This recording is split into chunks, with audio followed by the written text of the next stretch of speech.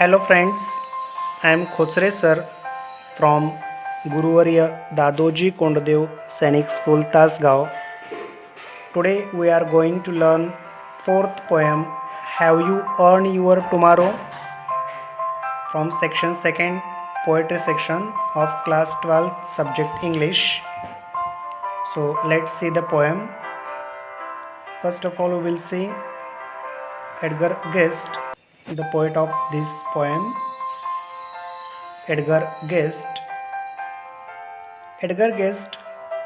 1881 to 1959 was born in England and was brought to the United States when he was 10 years old. Edgar guest यांचा जन्म इंग्लंडमध्ये झाला आणि 10व्या वर्षी त्यांना युनायटेड स्टेट्समध्ये आणण्यात आले.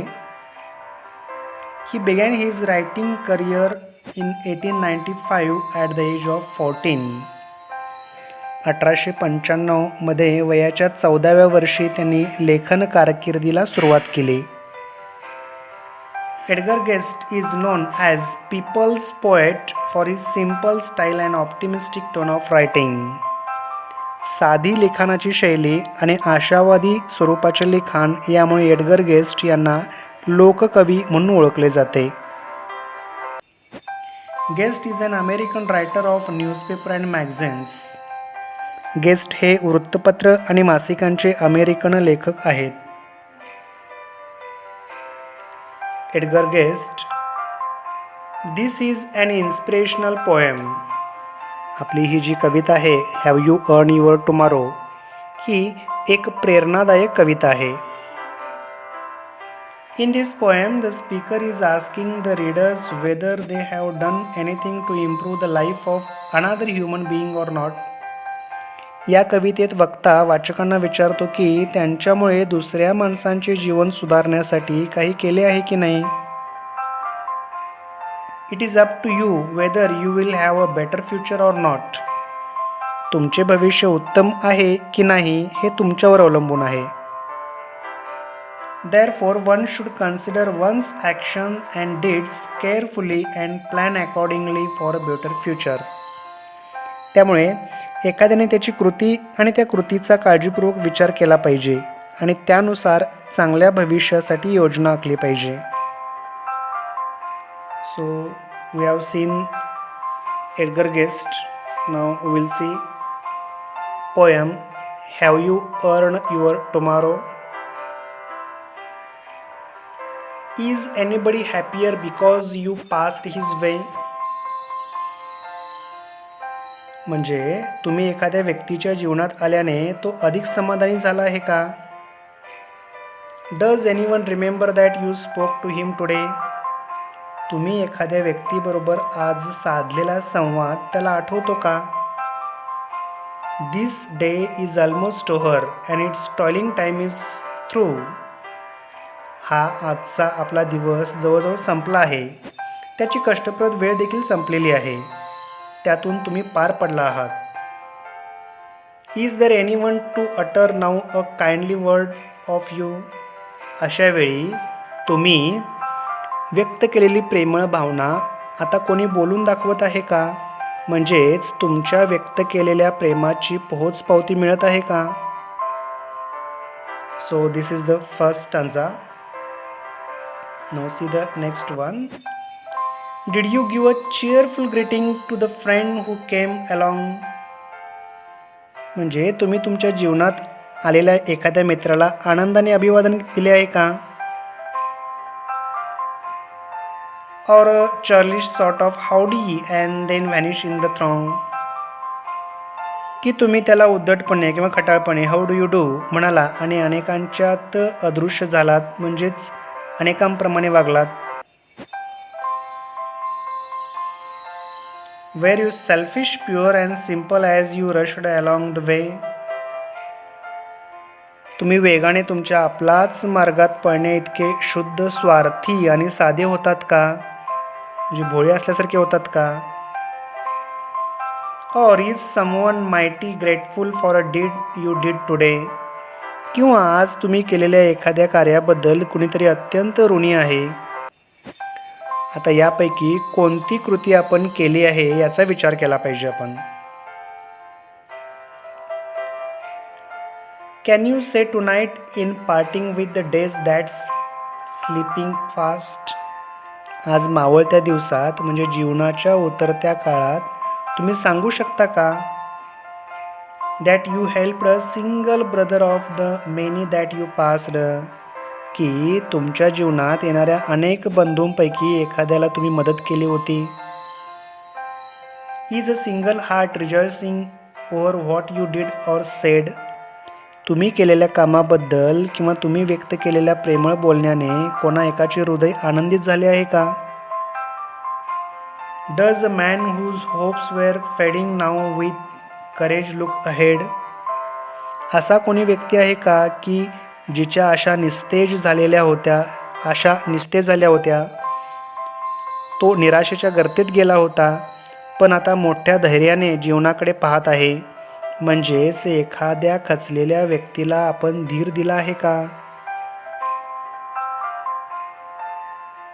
Did you waste the day or lose it.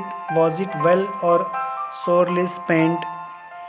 तुम्ही तुमचा दिवस वाया घालवला किंवा गमावला आहे, तो चांगला गेला की दुःखदायक गेला. Did you leave a trail of kindness or a scar of discontent. तुम्ही जगताना मागे दयेचा मार्ग दिलात की दुःखदायक जखमेच्या खुणा. As you close your eyes in slumber do you think that God would say. आणि जेव्हा तुम्ही गाढ झोपेमध्ये तुमचे डोळे बंद करता, तुम्हाला असं वाटतं का की परमेश्वर म्हणत असेल you have earn one more tomorrow by the work you did today. आज तुम्ही केलेल्या परिश्रमाने म्हणजे तुमच्या परोपकाराने तुम्ही तुमचा भविष्यकाळ प्राप्त केला आहे. म्हणजेच तुमच्या आजच्या चांगुलपणाने तुम्ही तुमचा भविष्यकाळ उज्ज्वल केला आहे असं परमेश्वर तुम्हाला म्हणतो, असं तुम्हाला वाटतं का. So in this way the poem ends here. Now we'll see appreciation of the poem. या कवितेचं appreciation आपण पाहूया. About the poem, poet and the title. म्हणजे याच्यामध्ये कवितेसंबंधी, कवीसंबंधी आणि कवितेचं जे टायटल आहे त्यासंबंधी चर्चा करायची. Edgar Guest is known for people's poet. His style and optimistic tone made him popular. The title Have You Earned Your Tomorrow is appropriate as per the theme of the poem. या कवितेची theme पाहता हे जे title आहे Have You Earned Your Tomorrow हे योग्यच आहे. It is a question asked to the readers what they are doing to secure the surety of their future. Title is catchy. It arouses curiosity. Second point आहे the theme. The poem is marked by questions directed at the reader. Through it, the poet appeals the readers to behave kindly with others and bring happiness on the face of the persons who come near them. ज्यांच्या सहवासामध्ये आपण येऊ त्यांना आपण खुश केलं पाहिजे, त्यांना आनंद दिला पाहिजे, त्यांच्या चेहऱ्यावर आनंद दिसला पाहिजे, यासाठी आपण प्रयत्न करायचे आहेत अशी अपील पोएट करत आहे. It will give them assured future. Third point आहे poetic style. The tone of the poet is that of appeal. The poet asks forceful questions and convinces the readers to accept his thinking. The questions are used to connect the readers with the message that the poet wants to give. Fourth point आहे language or poetic devices. म्हणजे कवितेमध्ये वापरलेली भाषा आणि figures of speech. The language of the poem is easy and lucid. Informal words like howdy and phrases like a trail of kindness or a scar of discontent makes it interesting. In simple words, the poet expresses a very good advice. एक चांगला सल्ला दिलेला आहे हे जाणवतं आपल्याला. The poem has 4 stanzas with 4 lines in each of them. 4 stanza आहेत आणि प्रत्येक स्टांजामध्ये 4 लाईन्स आहेत. Each stanza has rhyming words to create musical effect. Rhyming words देखील आहेत. The line follows the pattern of A A B B C C A A D D E E F F A A. हा pattern या पोएममध्ये दिसतो.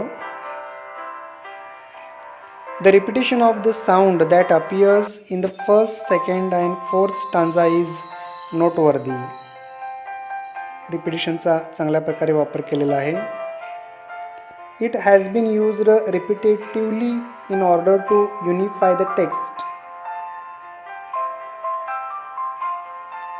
The questions are used to accept the advice that the poet wants to convey. लेखकाला जो सल्ला द्यायचा आहे तो या प्रश्नांच्या माध्यमातून दिलेला आहे.